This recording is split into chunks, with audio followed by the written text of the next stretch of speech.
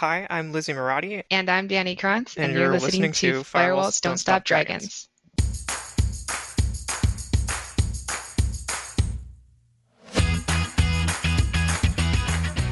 Hello, everybody. Welcome back to Firewalls Don't Stop Dragons. I'm your host, Kerry Parker. Today we have episode 396 for September 30th, 2024. 396, folks, we're getting real close to that 400 number. That's a big milestone. I am trying to celebrate this, call it out on social media. If you follow me on Twitter or Mastodon in particular, you probably see me post there, but I posted on LinkedIn as well. I think I even posted this one on Blue Sky. Basically, what I'm trying to do is get people to post a link to one of their favorite episodes. It doesn't have to be your favorite one of all time. Now, there's 400 episodes. It'd be hard to pick one, probably. But yeah, if you want to help me celebrate this and kind of, again, spread the word so we can increase the audience, go back and find one of the episodes that you really liked. Go to my podcast website. You can get there from firewallsdon'tstopdragons.com. And find one of the old episodes that you really liked, post a link to it in your social media, tag me, and you can go to my contact information on my website to find all my social handles, and add the hashtag FDSD400 for Firewalls Don't Stop Dragons 400. Again, this is all part and parcel to my trying to increase the size of my audience.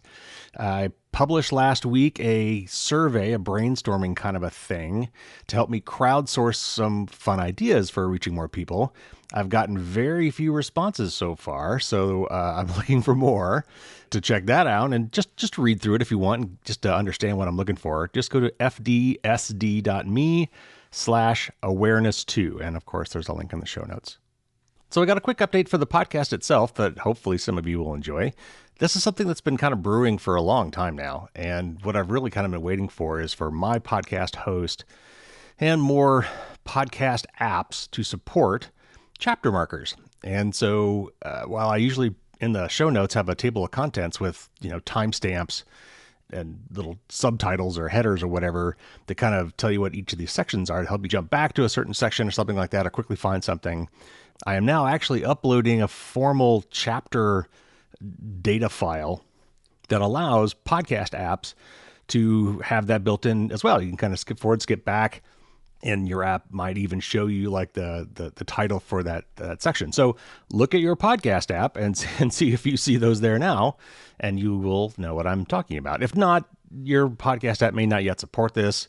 So just be on the lookout for that possibly in the future. But this has been something I've been wanting to do for a while. So maybe this will make it easier to go back and, re-listen to a section or find that one section that you wanted to check out again in sometime in the future.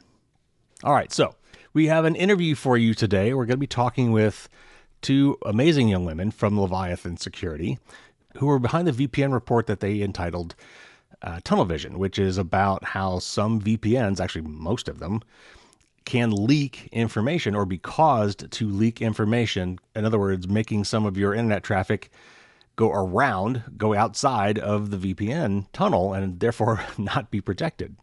So we're going to talk about that today. We're going to talk about how that works. And yes, this is going to get a little bit technical, and I know some of you will like that and some of you will not like that. But, for those of you who are not super technical, don't get hung up so much on the jargon, and we are going to throw out some jargon. I'll define some of it now, but we will also give you the high level explanations of, what this means, what the real impacts are, and why it's important to regular everyday people who might want to use a VPN, and what that means potentially to how private that VPN is making their connection.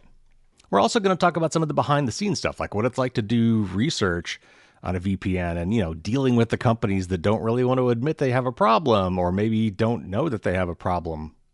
And trying to make sense out of it. There's a lot of marketing mumbo jumbo around VPNs and, marketing terms for features that don't really mean what they kind of imply that they mean, that sort of thing. So while this is probably not something that's going to directly affect you, I think what it more gives us a chance to do is kind of really dig into what a VPN is actually doing and understanding that it is not a silver bullet for privacy, which is the way it is marketed by a lot of these VPN companies. So real quick, before we get in there, we do throw out some terms. Some of we've defined before, but just to, just to rehash to make sure you're up to date on the lingo. We talk about FUD, which is short for fear, uncertainty, and doubt. We talk about DHCP, which is Dynamic Host Configuration Protocol, which I know it's a fancy name, But basically, that's how all your devices get their local IP address when they're trying to connect to, let's say, the Wi-Fi network. And it's at the heart of how TunnelVision does what it does. In particular, there's a certain feature that was added to DHCP called Option 121, which is how TunnelVision causes some devices to not honor the VPN tunnel, basically, for some of its web traffic, which is the whole point of TunnelVision. We talk about CVEs, which is the common vulnerabilities and exposures. This is the system that allows us to give unique ID numbers to bugs that are found in software and other platforms. And last but not least, at the very end, we talk about DeFi, which is short for decentralized finance. That includes things like cryptocurrency, but it's a broader concept than that. There's a link for a lot of the stuff in the show notes if you're interested. So that's all we need to get started. Let's get to our interview with Dani Cronce and Lizzie Moratti.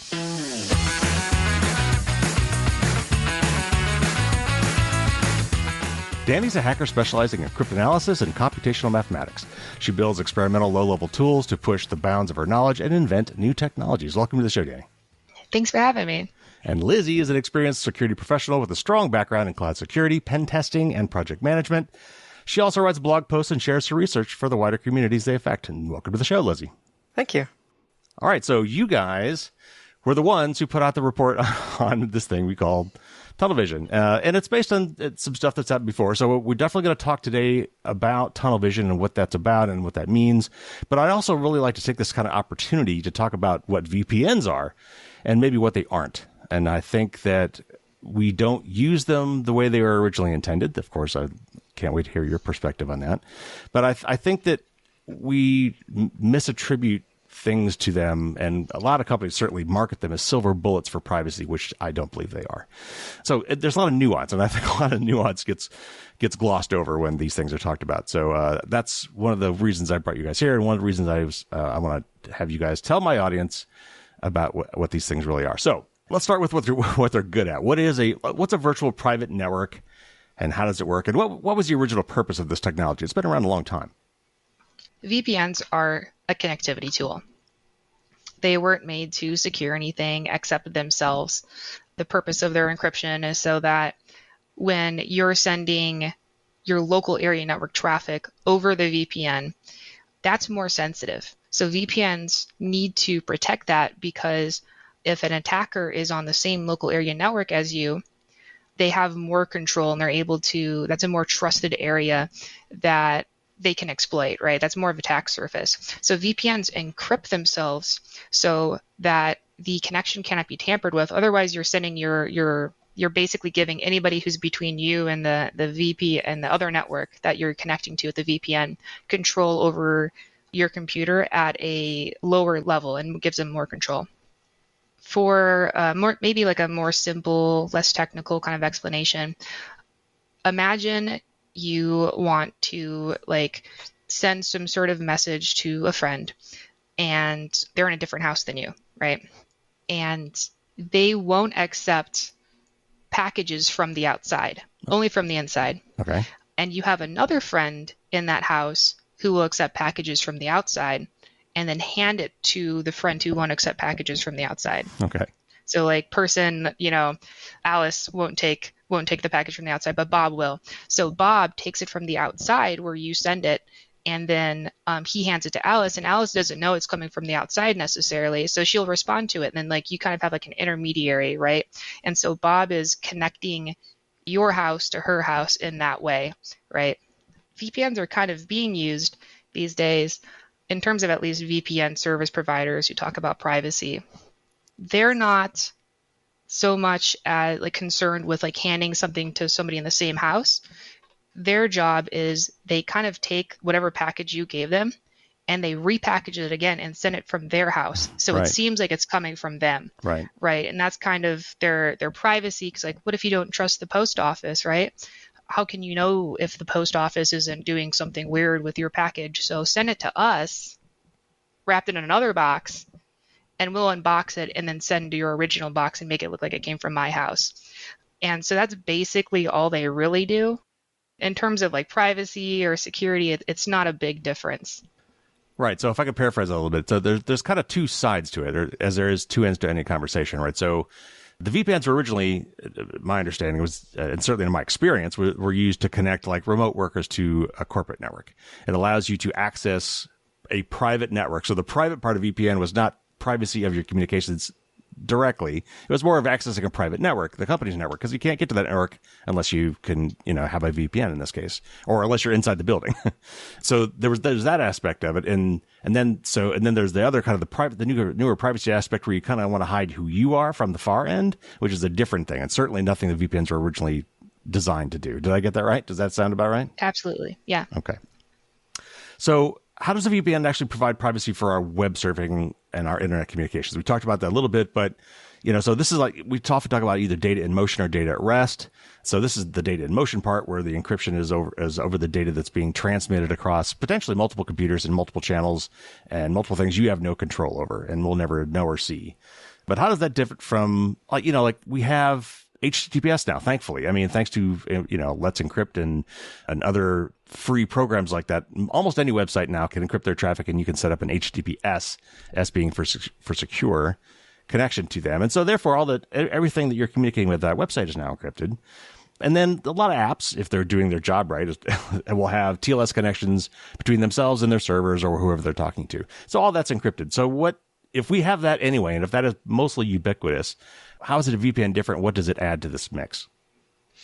Yeah, so I guess we have to start talking about metadata in this case. So if we're using like HTTPS, it's encrypting the stuff that you're saying, but it's not hiding the fact that you're talking to a specific server. So if I'm talking to google.com and I'm talking in HTTPS, you can't see what I'm saying, but you know that I'm talking to google.com. And depending on who you're talking to before that point, you might not want them to know that you're talking to google.com. In which case you might use a VPN, and that's where like your friend would hand that package. So it looks like it's coming from them. But to somebody who's kind of an intermediary, it looks like you're just talking to your friend. And metadata is extremely important. I've had a lot of, privacy experts tell me that metadata in often cases is more important even than the content of the data. That EFF has lots of great examples, like you call a support helpline at 2 a.m. from the Golden Gate Bridge, but we don't know what you're talking about. Or you talk to you make a phone call to your gynecologist, and then you make a call to your boyfriend, but we don't know what you were talking about. I mean, the metadata, you could see who you called and when you called and how long you talked and things like that. But even without the content, in a lot of cases, metadata could be very revealing. Is that true? Yeah, that's very true. All right. So the VPN in this case is kind of a broader tunnel. It's not every individual connection, which may be already protected and encrypted with HTTPS, but it's also basically everything, including, for example, maybe DNS lookups that a lot of people don't stop to think about. But oftentimes your ISP knows where you're going because it is the default lookup for all the domain names that you're trying to go to. So it's aware of where you're going and when you're going, even if they can't see the contents. VPNs can help in that regard too, right? A lot of that can bypass going to whatever your default ISP's DNS server is to give you some more privacy. All right. So when we're using a VPN, we are basically essentially shifting our trust or mistrust, and as the case may be, from our ISP to the VPN provider, because now the VPN provider now knows everything that the ISP would have known. They're essentially, your VPN provider is kind of becoming your virtual ISP. So first of all, are ISPs really that bad for privacy? I mean, we kind of assume they are, but how bad is it? And second, are VPN providers significantly better? And then how does a regular layperson figure out which VPN providers are actually private and which ones are scamming or monetizing their data just like the ISPs were? The thing is you can't really know a lot of those answers, right? ISPs have some sort of regulation, and as long as the FTC is doing their job and like ensuring like net neutrality and preventing doing things like don't sell my data and putting regulations on ISPs to prevent them, at least they have like a legal obligation to not do some of those things, versus like a VPN company, many of which might be in different countries or simply aren't considered ISPs. They're a different type of service provider, and so they might not have those same regulations. So then it just kind of becomes like it's my word, which is why a lot of them get these third-party audits that come in and they say, we attest that this VPN provider does not store logs. Now, that doesn't say that they're not aggregating data in some other way and keeping statistics. It doesn't mean that they wouldn't let law enforcement enter the building and listen to active connections. It doesn't prevent any of those kind of things. It just means, well, we're not storing it for later. Like not the raw stuff for later. Right. And so all that is with a grain of salt.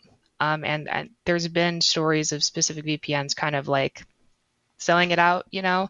I also think that they might have a legal obligation to give the government that data, really, if they wanted to. They can't be like, no, FBI, don't come in my building. If somebody gets like a warrant or a subpoena or something, right? Like your choices are probably more limited. I'm not a legal expert, but I'm sure they are.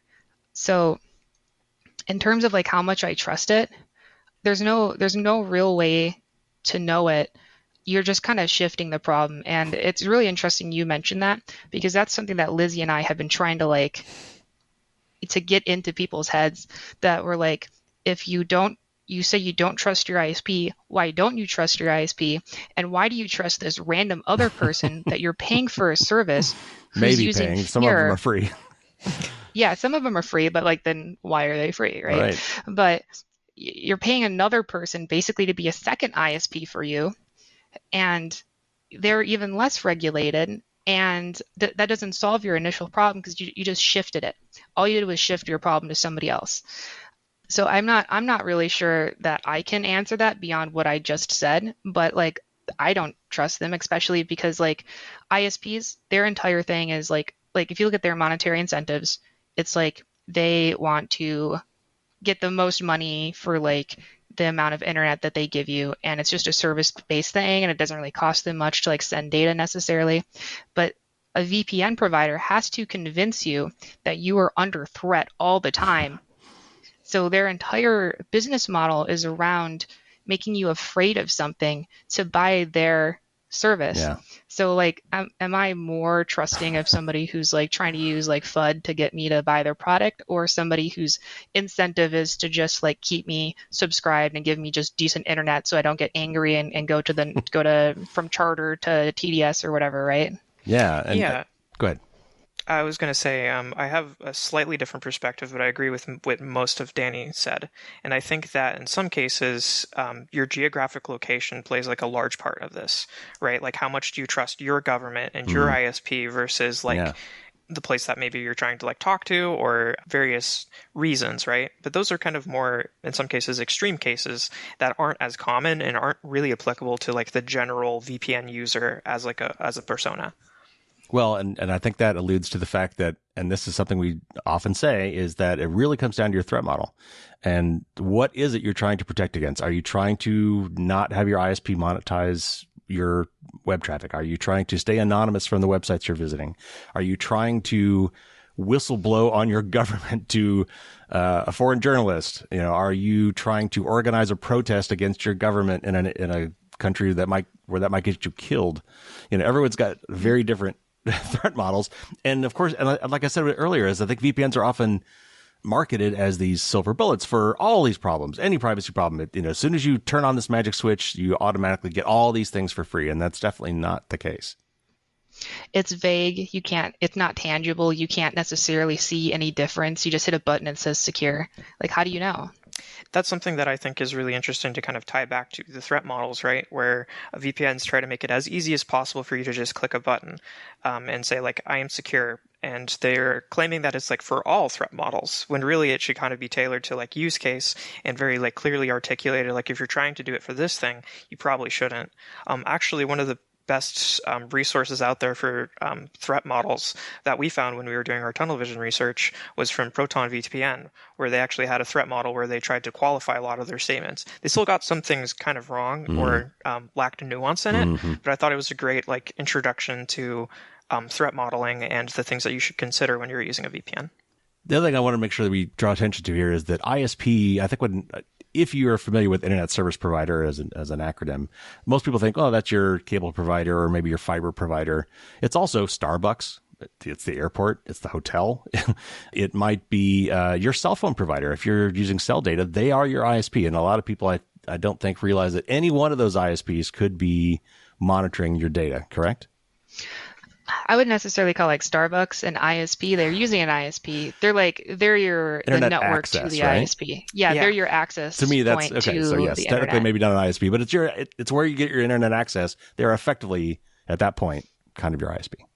Yeah, they can see the same thing, right? Like anybody who's in between you and your destination is getting a copy of your packet that they have to look at and decide where I'm going to send this. So to some degree, they all know, of course, like the closer you are to the source, the more of those packets you get, right? Because if you imagine, like, if you're the next hop for my computer, you get everything I send.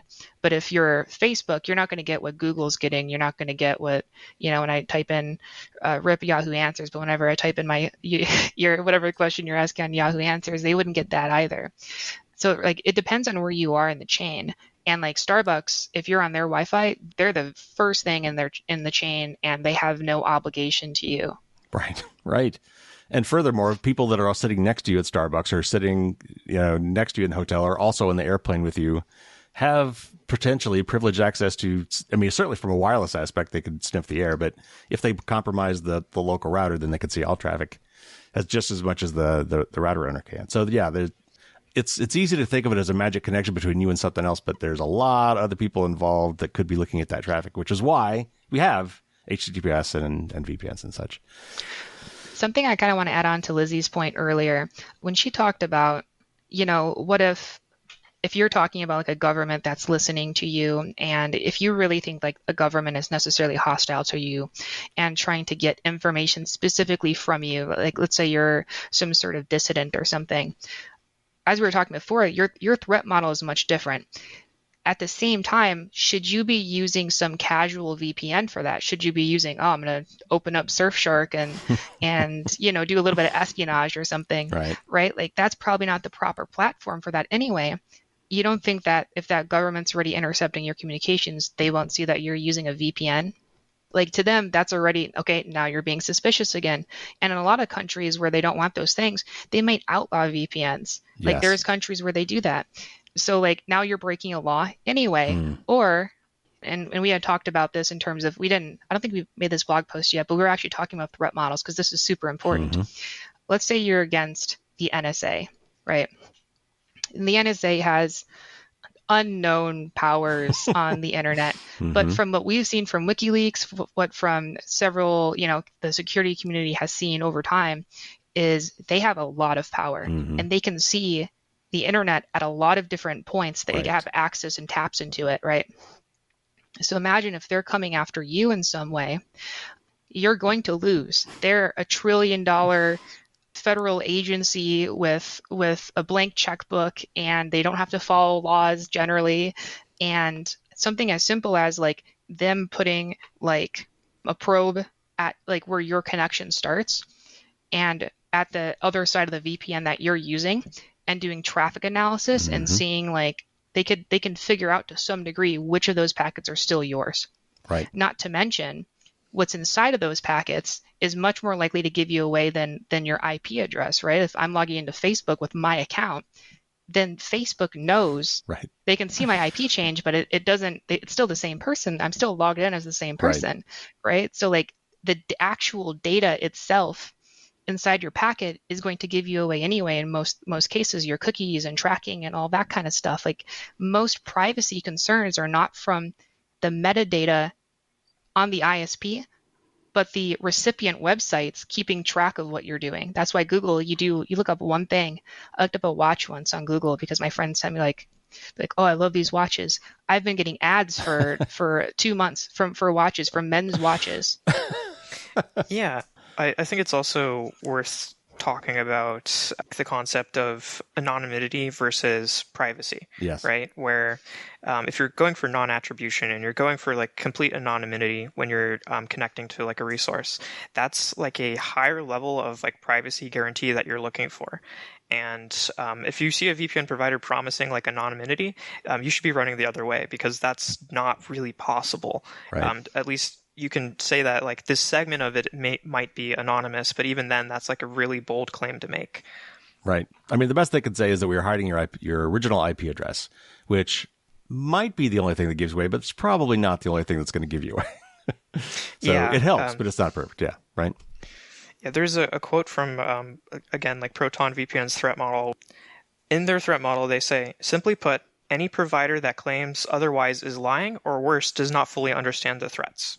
And they're Right. saying this in regards to essentially like bypassing censorship, foolproof security, like complete anonymity. And this is one of those things where not fully understanding the threats is something that really permeates the, in my opinion, the VPN provider space.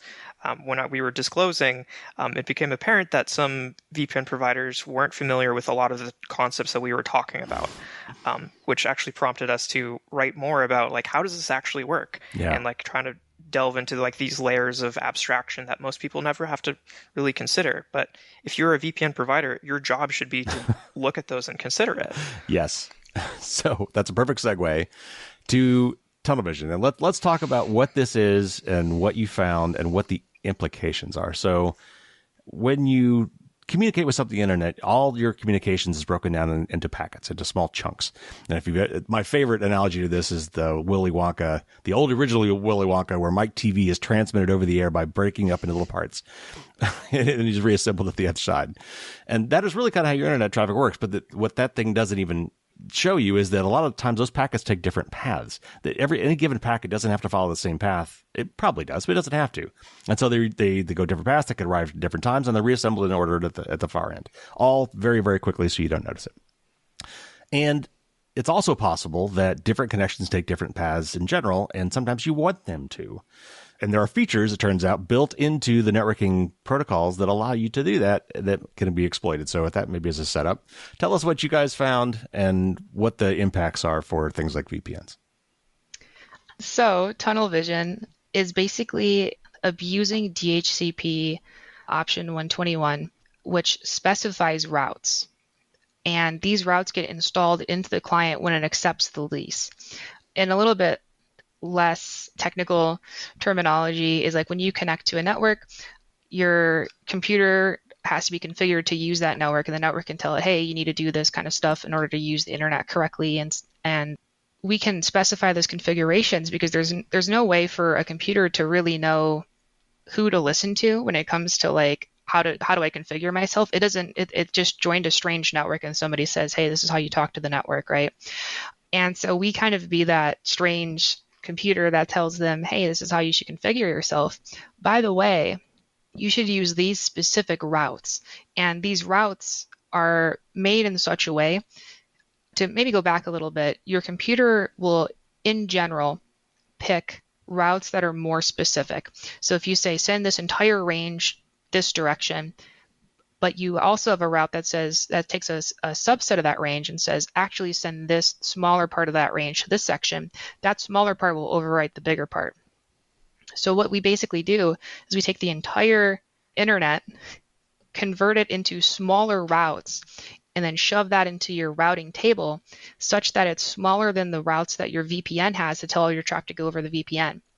And then your computer then honors our routes instead, and it just negates your VPN being used. And you still have connection because we're gonna send your packets out for you, and you're still gonna be able to talk to whatever you're talking to. So to you, it looks as if nothing happened, and your VPN is still connected. So it still says secure on it. So your VPN says you're secure, and you're not using it. Yeah, to add on to that a little bit, I think it's important to talk about like the initial configuration that like DHCP will do. So in the normal use case, you connect to a network and it says, hey, send all of your traffic over to me. I'm Starbucks. I'm going to send it out to the internet afterwards. And your computer goes, okay, sounds good. And then you turn on your VPN and it adds some more specific routes. And it'll say, send half the internet this way, send half of the internet this way. And it's going to like the VPN like process, which then encrypts it and like sends it out. What we do is we have it set so that initially it'll say like, okay, I'm Starbucks. Everything goes through me. Also, for even more specific, like a quarter of the internet, send it still to me. For a quarter of the internet, still send it to me, and like so on and so forth. So that way, even when like the VPN routes are installed and they're hopefully capturing everything, we're more specific than them still. So they're still sending it to us before it has the chance to even be encrypted. Yeah, it's never encrypted by the VPN. Normally, like HTTPS still happens and stuff, but like the VPN just doesn't get it. All right. So again, let me stop and see if I can paraphrase this back and see if I get this right. So your router, whenever you get on a network, there's kind of got a single source of truth. There's one box that kind of controls the networking traffic because it's the one that usually has the external access to the broader internet. So like, for example, in your home, you've got multiple devices, but you've probably got one router. Maybe you've got mesh routers, but logically that's a single router. And it says, okay, whenever you want to get that on the network, talk to me. I'll give you an address to use locally. And oh, by the way, here's some other instructions for how best to connect to the internet. And some of those instructions can be generally send everything to me, but in a couple specific cases, I want you to send it somewhere else instead. And it can do that. And it's a hierarchy of routing tables so that the more specific rules get hit before the less specific rules, which if you take time to think about it, that makes sense. You have there's a default, a fallback for everything. But in a couple specific cases that I want you to check before you get to the default, do something else. Yeah. A good way to think about it, and an analogy would be if somebody tells you to, let's say that you're in California and somebody says, go to New York, head east. You're like, okay, I'll head east. But if somebody says, okay, take, I don't even know what the interstate is, but let's say that it's I-3 or 300 or something. Sure. Right? Take this specific road across. And then somebody says, actually, take this very specific road instead. Whatever is the most specific, your computer's going to go, that sounds good. I'll do that. Right. You go east, but I know a shortcut through the mountains. You should take this. So start by going here. And then after you get through that, then go east any way you want. Right. Let's be clear. All of this presumes, by the way, to exploit TunnelVision, you have to have compromised the router, or you do have another case where you've got a rogue router too. I'm not sure we're going to get into that anyway, but basically you have found a way to compromise the router to tell it to do things that are going to eventually subvert most VPNs. Is that about right? I think that's a good approximation. I would kind of change that a little bit, and this is for the more technical people. If you have the ability to provide a lease, a DHCP lease to somebody, then you can use TunnelVision. And there's creative ways that you can try to do that are very technical, but the easiest use case to understand is somebody goes up to your router and they're in charge of the router. So in this case, it might be the administrator of Starbucks or the administrator of a mom and pop place. And this kind of gets into some really interesting threat models, which is there's been a rise of what we're going to call compromise routers, where remotely you can compromise other people's routers. Right. This is stuff in the news, right? Yep. There's also interesting things like your internet service provider has a way to push DHCP configuration changes through to your router. So if you're using a Comcast router, for example, they have the ability to remotely configure that, which also includes the ability to then do this. Mm-hmm. So there's levels to how could somebody do this. It's very broad, but usually when we're talking about it in our papers and stuff, we're trying to describe it in a way that's in all use cases or the most general use cases, rather than trying to get into the specific scenarios. Right. And the upshot of all of this is that what you were counting on happening, which is that your traffic was being encrypted between you and at least the VPN service provider, is not true for at least some of your traffic. Some of your traffic is being routed outside of that tunnel. We often refer to it as a tunnel. Is being routed outside the tunnel, and you're none the wiser. It's, as far as you know, it's secure. Your VPN says it's secure. The little light is on. It says you're connected. But for some reason, this reason, some of your traffic is being routed elsewhere. Potentially all of it if they manage to pull it off, right? But before we go past that, I want people to understand. They might be thinking, why does this option exist? Why would I ever want to do this? If I want to do a VPN, I want all my traffic to go that way. Why would I want something to subvert that? Like the classic case again. Let's go back to the corporate road warrior. If I'm out in the road and I want to talk to my corporate network, if I want to talk to my corporate network, I need that traffic to go to the private network. But if I want to, look at porn or something while I'm at the hotel while traveling, I don't want that to go to my network, my company's network. That's a split tunnel situation where I don't want everything to go there. There are valid reasons, why we might not want all traffic to go through that tunnel, correct? There's very legitimate reasons why you would only want to have some of your traffic go that way, and some of your traffic, or in some cases, I need all of my traffic to do that. But really, the use case of why does this ability exist is because networks can be configured in so many different ways. We call it network topology for a reason, because like it's basically like its own little ecosystem, and you might have to do it slightly differently. And the ability to say, this is the next hop is what we often call it, but like this is the thing that you should be talking to. It might be the difference between I can talk to the internet or I can't talk to the internet at all for like specific like IPs or various restrictions. So that's generally like why this option exists, is it exists to make sure that network administrators can configure their network to work properly. Okay, so from a threat modeling perspective, from a risk analysis perspective, how likely is the average person to be running into this problem? Is this something I really need to worry about? How likely, as a regular average everyday Joe, am I to be exposed to this sort of problem?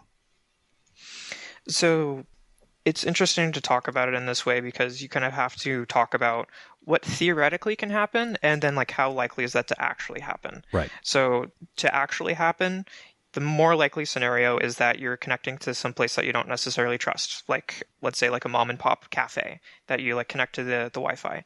That would be the most likely scenario where you would encounter something like this, but it also presumes that somebody's there and doing this already. So it's kind of hard to say like for every network ever, like how many cases have we actually seen? I haven't heard of somebody doing this like actually out in the wild, but it's possible. And to know that it's possible means that VPN providers and operating system maintainers and et cetera should be considering it as part of like the user experience. If VPN technology is popular, this should be something that they're considering. And Dani has something to say. I do.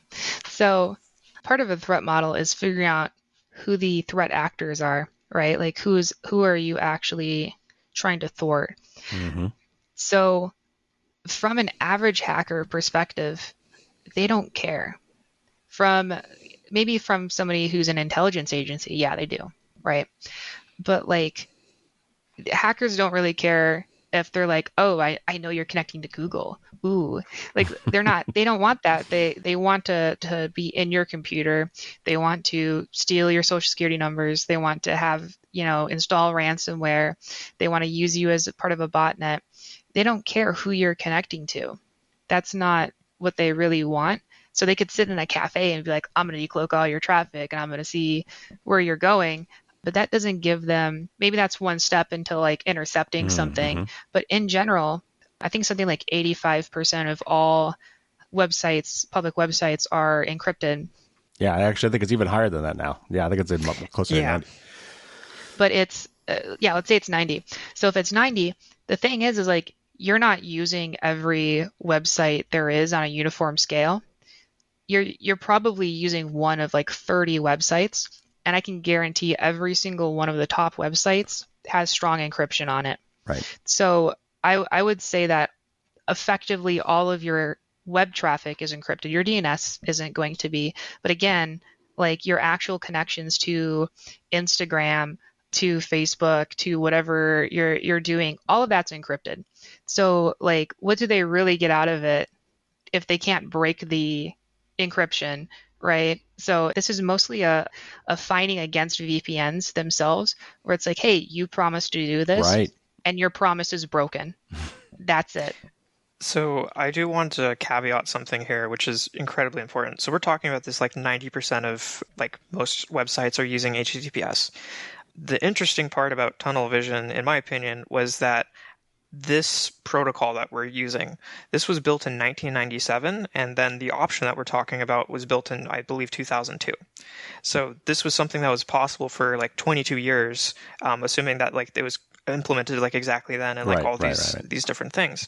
But back then, how common was HTTPS? How common was were these things, right? And the answer to that is it was really low numbers. And back then it was still possible, and it would have been different because you would be able to see all the stuff that wasn't encrypted, and you might be able to like steal people's like credit card information or like various other things that like you would reasonably want to be protected. And that's why like over time we built like HTTPS, is because there's been like lots of issues. But back then that wasn't really like as prominent. Right. And it was still theoretically possible. And Dani, when you and I were talking earlier, you said something that like kind of just made me realize for a second, when we were sitting down to create like a threat model for a project for VPNs, this was one of the first things that we looked at. And the first idea that we had for like, how could we circumvent like a VPN? And it just worked. And that was something that kind of sparked like a whole bunch of like internal discussions between us. And Dani, I'm sure there's like some other like nuance you probably want to add here. So I'm going to let you have a chance to speak. Well, and I want to make sure we're clear about this. TunnelVision, like pushing option 121 routes in order to effectively bypass the tunnel, was the first idea that we thought of. It was like, okay, well, if they're just using routes and that's the only thing they're using, then I just need a way to install routes. I could do that with DHCP. Literally the first idea that came to our head, completely, we're like, okay, sure, it worked against this VPN, but what about the next one? And then it worked again, and the next one, and then it worked again. And then we're like, are you serious? Have you guys not done the most basic? And they're like, oh, we're going to protect you against hackers. You're as long as you're on a VPN. I'm like, you haven't taken into the most basic things that you could be thinking of. TunnelVision, in my opinion, the actual technical aspect of TunnelVision is uninteresting. It's like, it's not crazy. Why haven't you thought about this? Why haven't you, they're so concerned about getting these audits and proving they don't have logs. When's the last time you actually looked at your security? When's the last time you actually threat modeled and built and against these threat models had a penetration test? I to be honest, I don't think a lot of them have, because I would say many of the top, we tested this against the top VPNs. And I think we can talk about them now, right, Lizzie? We can name drop a couple. I think it's been past 90 days since the world has been aware of this, All right, that's probably okay. Okay, so when we tested this, and feel free to correct me, Lizzie, Proton VPN on Linux it just completely worked against it. Completely worked against it. Yep. Okay. I think ExpressVPN on, was it Windows? We tested ExpressVPN on a couple of different ones for like Linux and in Windows. And in the case of ExpressVPN, you pretty much had to disable like certain settings, but they were toggleable, and by default they were on. This excludes iOS for ExpressVPN, which by default it just worked. To our knowledge, to this day, you can still do it to ExpressVPN on iOS. I think the last time we checked was on July 7th when we checked ExpressVPN, and it still worked against it. A lot of these, I don't even know what to say. It was kind of just disappointing. Yeah. That some of these have you things published happen. these results? Like, can we go now that it's been past your 90-day deadline? Can we actually look up and see what you've tested and what was vulnerable and what was not? So in our initial like blog post, we decided not to do this because common, yeah. there was, we felt that what would end up happening is we would say like these three we tested it against, and then we would be asked for more and more and more for like testing all these. And some of these, like ExpressVPN for example, they support like a VPN on your Switch, on your PS4, on your PS5, and like there's tons of operating systems. And we sat down and we realized the scale of trying to test every single VPN ever was just not going to work. Right. And instead, we wanted to write about the technique, which was by default and supported, and then present tools in labs such that people like us would be able to go in and like test their products. And to their credit, like some of these places like have gone through and they've like forked our repo and they've like tested their own products, which is good. But the scale of like how many VPNs exist just meant that it wasn't going to be feasible for us to do all of this. Especially since we're two people and we kind of just happened to stumble across this in like our project and then write about it. We don't have like an infinite amount of time to like go through and test all these things while we also have like, day jobs to go back to. Right. We did a lot of this on our free time. We had very limited work time to follow up on any of this. A lot of this was done on, Lizzie and I were just like, okay, after work, let's put in time, and we'd stay up to 11 o'clock testing things and writing code to like, okay, can we actually effectively become the de facto DHCP server on a network while there already is one. How do we do that? And theory crafting and brainstorming how the actual practical attack would work, and building the software for the attack. And like that took a lot of time and a lot of energy. It was done for free, right? And so when people were like, oh, we're disappointed that you didn't have a list of everything. And I'm like, I didn't want to go out and buy a PS5 and spend the next, like, we were already sitting on TunnelVision for, I think, 6 to 9 months by the time, I think it was 9 months by the time we actually said it, right? I think it was about that timeline, but we had been like disclosing like 2 individual bug bounties. So we like would go out and we would say like, hey, this is vulnerable, and I did like 4 to start with, right? And Dani, to her credit, was like, I don't really want to like have to spend time like arguing on like bug bounty tickets about like, is this an issue? Is this not an issue? And I was like, it'll be fine. They'll understand. And I went through and I did this, and every single one of them had like follow-up questions, with the exception of, again, ExpressVPN, because they seem to just like kind of instantly understand and like go back and forth with us. But there was like one VPN provider in particular that I'm not going to name, that I wasn't able to help them reproduce because they didn't own a Windows device. And they were asking me for custom support setting up like VirtualBox inside of like Mac, instead of just using like a Windows box. Wow. So like a lot of our tools, like I had conversations that went into like probably 30 or 40 like replies back, just trying to get them to like be able to reproduce this. And it became clear like they didn't understand a lot of these like core things, and I was having to explain like networking theory, and that wasn't going to be scalable. So that's why we like ended up contacting the EFF, and they helped us get in contact with like CISA. But initially like CISA wasn't interested in this. They like replied and said like, it looks like it requires admin, we're not really interested. And then we talked to the EFF, who talked to them, and then they're like, okay, do you want like a CV for this for like tracking purposes? And we're like, I don't know, like I guess it would be better for people to have something to track it against. Yeah. So we were like, okay, begrudgingly, like this is just technology and how it works, but I guess applied in this situation, like let's have a CVE. And then we started thinking about it, and we're like, okay, we should probably also like name it, so that way there's like some kind of like association with it, and maybe we can get like the word out about like this technique. Well, and there was an internal name for it, because we have an internal, it's called Bug of the Year at Leviathan, and it won Bug of the Year, and they ask, name it something or come up with a catchy little phrase, you know, and we're like, and then Lizzie started just dropping bangers, and I'm like, TunnelVision. Yeah. Sometimes it does come down out of the marketing and being able to have a domain name that you could put against it that people can go to. You know, yeah, I get it. So I'm very curious. What were, certainly once it went public and got the exposure that it did, what were some of the responses? Have the companies that had problems that were vulnerable to this, have they fixed it? So to start with, as soon as like we like gave like our intent to like publish to like the folks involved, that's when people started like to get like a little bit more responsive. Yeah. And they were like, okay, but like, could you write like specifically here that like it doesn't affect us? And like basically like trying to add like marketing stuff in our like technical blog post to make it look like they did like their job better. And we didn't add that stuff. But we did take into account like some of the more technical feedback that was provided to us after like the point where it went like live with publishing.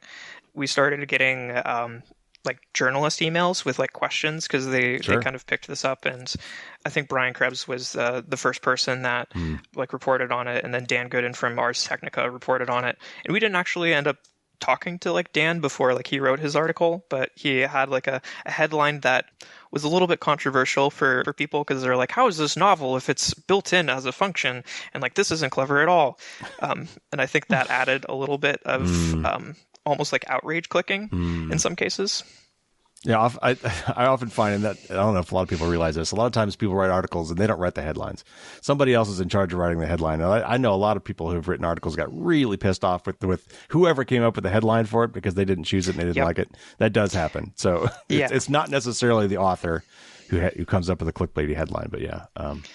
So at that point, we were kind of just trying to, mostly me, because Dani doesn't really have a big social media presence, but I was trying to go around and like understand what people were like saying, what questions they had, and like trying to like answer it and kind of inject like nuance into the discussions. And then I was like, yeah, this is futile. Like I can't respond to everything.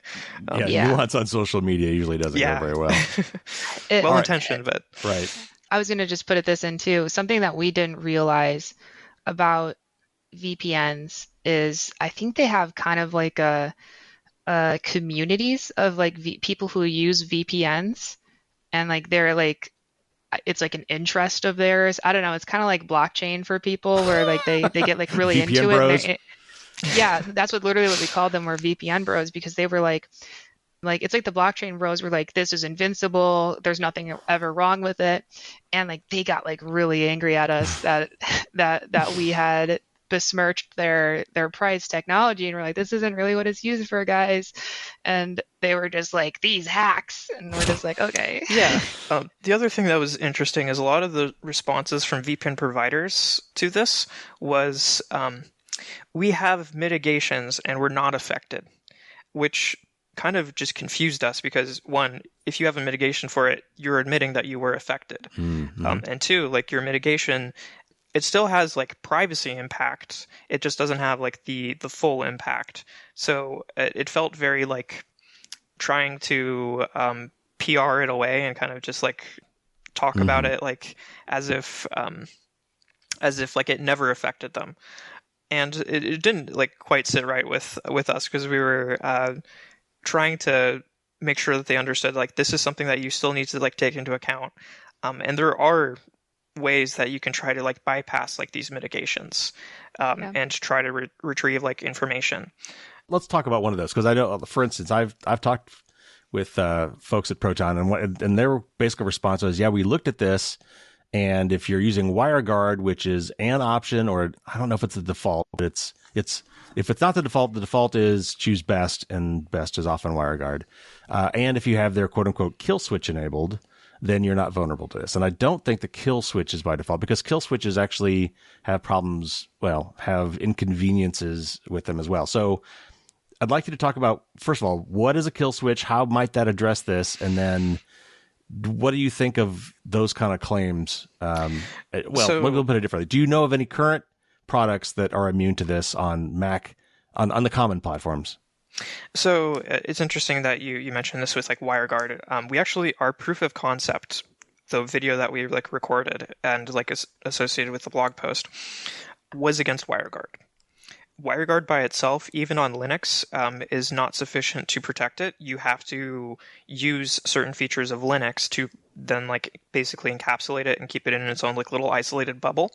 Then it's not effective. And you're referring to namespaces, right? Yes, I'm referring to namespaces.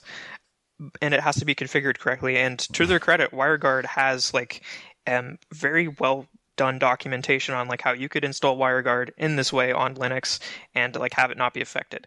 The problem is that most VPN providers don't put it inside namespaces, and that like adds another thing to check for. And I know that Proton on Linux, which when I was using their free services, so like Proton free services, they did not have this inside of namespaces, so therefore it was still like vulnerable. And to your question about kill switches, I think that those are a really bad name for that technology. It is, yeah. Please explain why. So basically what it's doing is it's creating like a whole bunch of firewall rules that say, if you're trying to talk out we're going to call it the wrong interface. So there's a tunnel interface, that's the VPN. Then there's the physical interface that's probably talking to like your Starbucks Wi-Fi. If you're talking to Starbucks Wi-Fi, just kill the packet and it's just on. So that way, if there was some like routing change, the firewall would catch it and like basically make it so that it's not like transmitted. However, if you're using a kill switch, what I think of is somebody who's like holding a button, and then if it's let go, then it's going to like explode or like cancel the connection or terminate the connection. None of the VPN kill switches that we tested would ever kill the connection. What it would do is it would just drop the packet, and then that's what they call the kill switch. Yeah, that is poorly named. Yes, I don't like the name for it, but that's how the technology in general works. And of course, there's some places that rebrand that, so it's not a kill switch, it's like network protection or something else. So even just trying to understand like the terminology between VPN providers is itself a fun exercise in futility. Yes. But it's actually interesting because that's one of the problems with the firewall mitigation is it's still it drops that packet, right? So it doesn't kill the connection, so you can still keep like sending stuff. But if you Dani, actually, would you care to explain kind of the I know ideas that we came exactly up what with? you're talking about. Yeah. So Lizzie came up with this one actually, and I was like, Lizzie, that's a great idea. It's genius. So the idea is as follows. We can change each time we send back a renewal for that DHCP lease, we can change which routes are injected into your table. This means that we actually have it's adaptive. The idea is if you're actively talking to some, website or something, right? What we can do is we can send a route for half of the internet and stick it in your routing table. And if suddenly your traffic stops, then who you were talking to was in those routes that we just sent you. And then we take that and we cut it in half and we send half of them and your traffic's still going. We say, okay, it must be in the other half. And we can do binary search and we can cut the internet in half over and over and over and over again. And basically in 32 leases that we can send, we could set the lease time to whatever we want, which could be, I think as low as like 1 second. You've got it down to 1 second. It depends on the platform. You can do a 1 second DHCP lease. The problem is that most operating systems really don't like that. Sure, I'll bet. So I think the lowest that we've gotten like functional was about 6 seconds. Okay. And to take into account too, the networking stacks or the DHCP clients on these operating systems, they try to renew the DHCPs when there's half the time left. So it's actually 3 seconds when they renew. Interesting. Okay. So every 3 seconds, we can send a different route. If you take that into if you do just a tiny bit of math, and let's say we have to do 32 attempts of this, and it takes 3 seconds, then in 96 seconds, we can figure out everybody that you're talking to, even when this kill switch is on, right? So the kill switch itself leaks the same information, just slower. and that's why we said it's not good enough to just block individual packets. Now, I think Nord is using full connection blocking, where if the connections they use firewall marks. I'm not entirely we looked into it a little bit, but I believe that the way that they're doing it might actually stop it. We haven't looked into it to fully determine is this completely safe, but it stopped our initial proof of concept. And we couldn't think of a way immediately to get around of it. So Nord might have done it correctly. We're not sure, and it might have other problems that we haven't thought about. But our initial take is it stops what we wrote. Yeah. All right. So before we get off some of the technical stuff and get back into something a little bit more general and wrap up, a couple quick questions. First of all, it seems to me that a lot of this protection that we're looking for really needs to take place at the operating system level, or at least the operating system needs to provide low-level hooks for programs like VPNs to do what they really need to do and do it in the way they want to do it. First of all, do you agree with that? And if so, what do you think OS vendors should do? And second, do you know of any current VPNs, or when you tested them, that either were immune to this originally or have since fixed it? So let me start off by saying this. We tested quite a few VPNs, and in some cases, there was settings that were on by default that if you turned off would make you vulnerable. Okay. So you should be paying attention to your settings. The second thing is that I think, like Dani said, the one that was initially causing problems for our proof of concepts for mitigations and stuff was NordVPN. That being said, I would still recommend that if you're very serious about trying to make sure that your VPN is protected against this, that you use Linux with namespaces with WireGuard. And there's actually scripts that people made to help with OpenVPN instead. So it's less about the protocol, less about the provider, and it's more about the operating system and the isolation that can exist on Linux. Windows and Mac don't have that, unfortunately. And in my opinion, I think they should. I think that they should have support for features like this because it's very helpful for lots of other technologies. And getting into the OS discussion part of this, Android was immune to this because Android doesn't support option 121. So by not supporting the full functionality of DHCP in this case, they're actually immune to it. So again, this brings back to my argument that it seems to me that the OS maybe certainly plays a significant role in mitigating and making VPNs do what they're supposed to do. So what's your take on that? I think that if you look at the Google threads for Android and specifically around like DHCP 121 support, going back to I think the earliest I found was like 09 or 2010, there was people complaining that it broke their connectivity on certain networks that they were trying to connect to. And they were asking like, please just implement this. So that way like I can connect to the internet and I don't have issues. So I think not supporting it is kind of a misstep.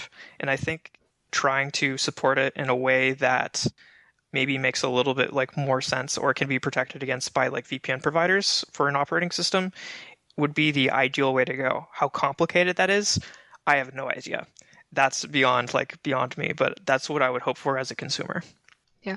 I agree that the operating systems is where hardening should happen. Not necessarily that like Microsoft or any Linux distribution is to blame for these VPNs claiming things that aren't necessarily true or not taking into account threat models or anything like that. But I think that if it really depends on what's available on each platform in terms of how the networking stack works. Do you have namespaces where you can virtualize and isolate it? Like how powerful is the firewall? Do you have policy-based routing? How do routes work? Like all of those things it changes how, and it's unique on every platform, but it widely varies how the types of networking attacks that can happen against your operating system in general. And TunnelVision is just like, it's just one of them. So I think that like it has to do with understanding what's available on each operating system as well. Because like, you know, there's times where like I don't know how Windows works half the time with how they do things. It's so opaque to me how Windows works. But on Linux, I can delve into anything I want. So I'm way more trustful of Linux in general. I think part of it comes down to just choosing an operating system that you can trust, one that's transparent, one that has strong networking controls, and which is why like I would use Linux for if I was like very concerned with my privacy, I would probably use Linux. Sure. Okay, so let's wrap this up, maybe on a hopeful note. And that is, what first of all, I guess what after everything we've said and done, after everything you've learned, after all the things that you've seen, what recommendations might you have for the audience? And you've said Linux. If you're not going to use Linux, what would you recommend? And then, are there newer technologies on the horizon? Are there new solutions that we should be keeping an eye out for, or maybe ones that just haven't gotten popular yet? Like WireGuard, I bet a lot of people don't know what that term is, but that's gotten a lot of praise. A lot of people like WireGuard that I know that are in the networking security area. Are there any other promising technologies that we should be keeping an eye out for that are coming down the pike? One that stands out to me is actually a project that one of our coworkers is working on, and like the broader community, it's called Valid, which is more of like application security Cult of the Dead Cow. Related. Yeah, exactly.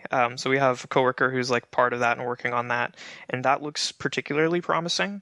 It's not something that I've like delved deeply into, but the idea of kind of finally controlling like the level of data for applications is a good thing in my opinion.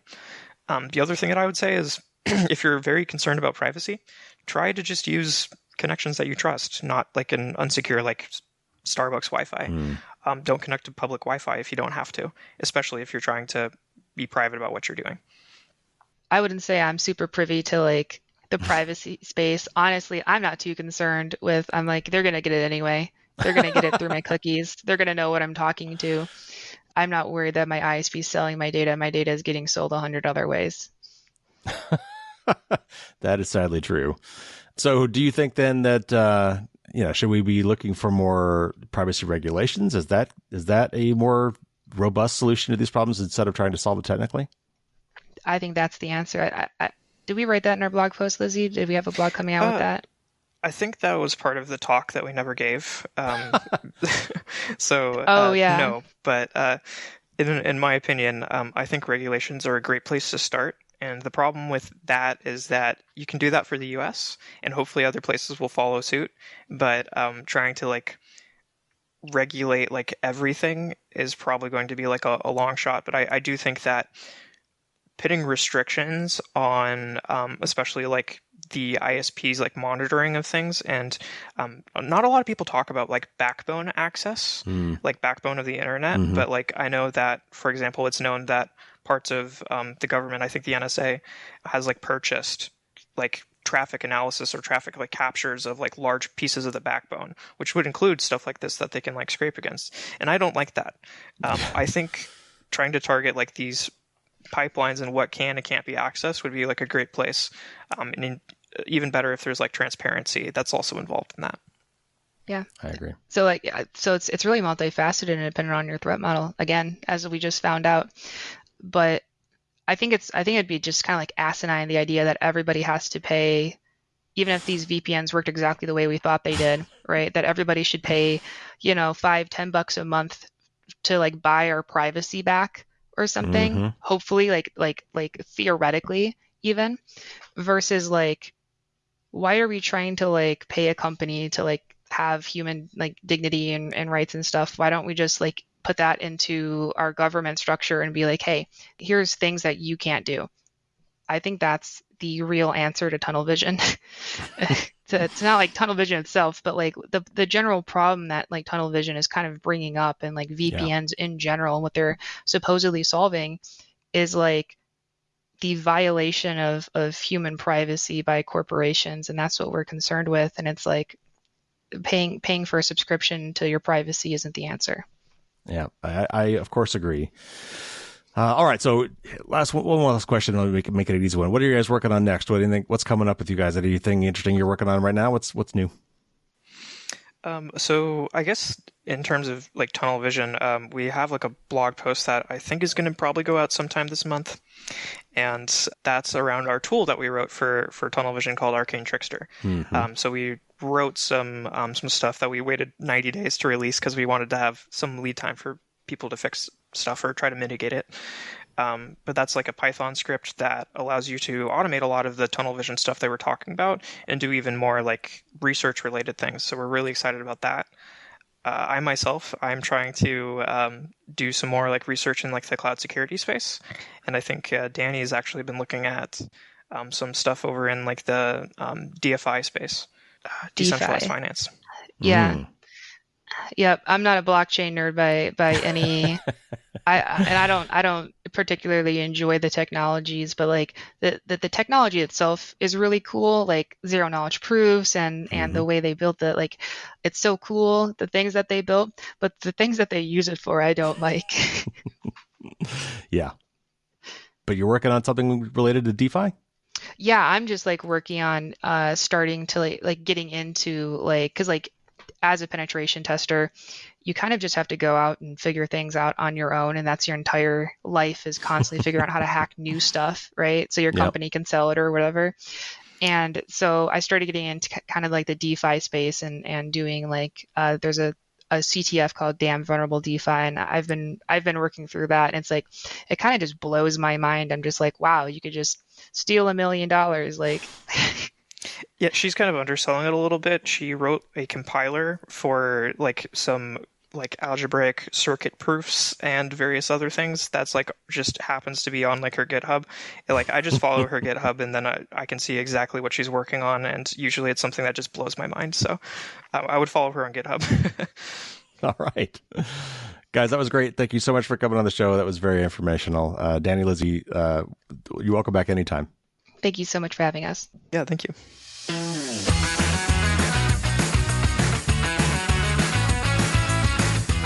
Thanks again to Dani and Lizzie for coming on the show. That was a lot of fun.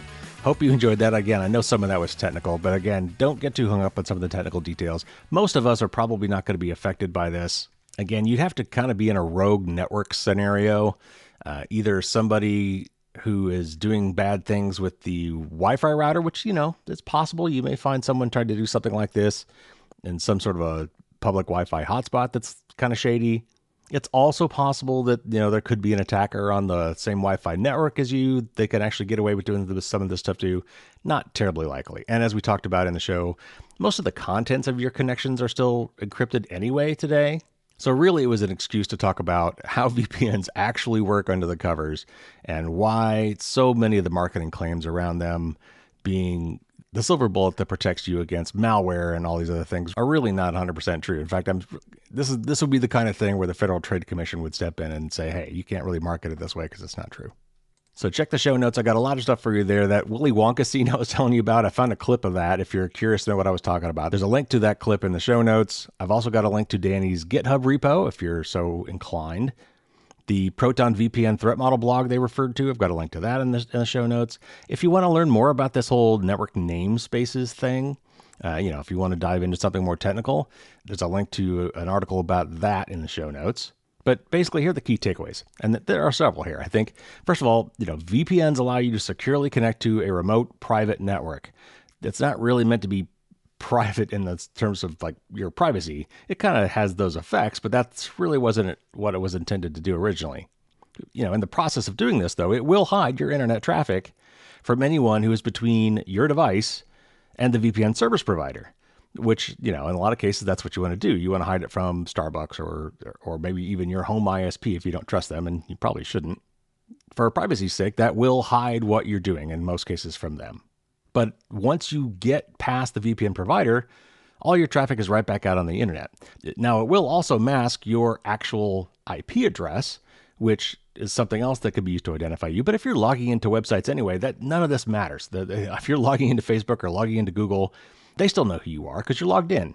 But one of the key things that TunnelVision exposes, and this isn't the first time we've seen this, for example, Apple on iOS still has a problem where, it may not be a bug, it may be on purpose, where a lot of Apple's apps and services don't go through your VPN connection.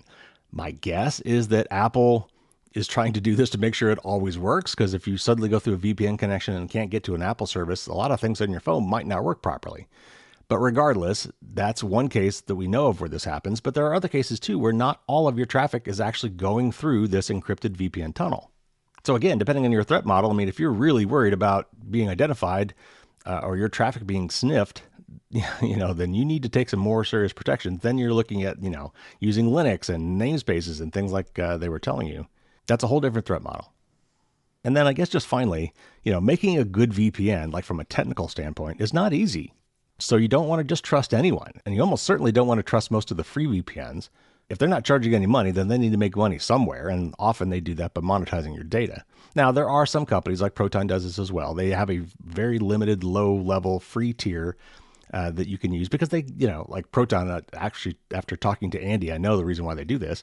They want to make sure that everyone has the opportunity to have that level of privacy if they want it, but it's limited, and if you want the more full version, then you got to pay for that.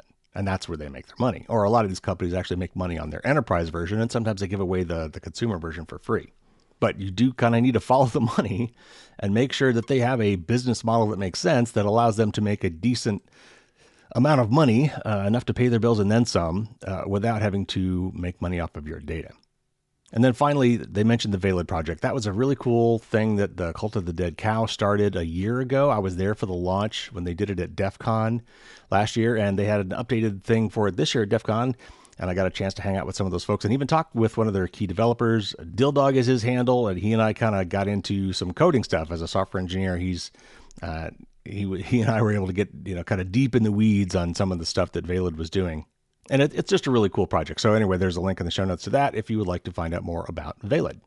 All right, we're already running along, so let me cut it short. We got some great interviews coming up. Obviously, the big one with Bruce Schneier is going to be in just 4 more weeks. And again, I really want to celebrate this. I want to take this opportunity as I'm hitting this milestone to try to reach more people. So again, try to find an old episode you really like, post a link to it on your socials and tag me. I would appreciate that. Also, remember to check out that awareness campaign survey if you want to help me brainstorm on some other ideas for ways to reach more people. I would very much like to get your ideas on that.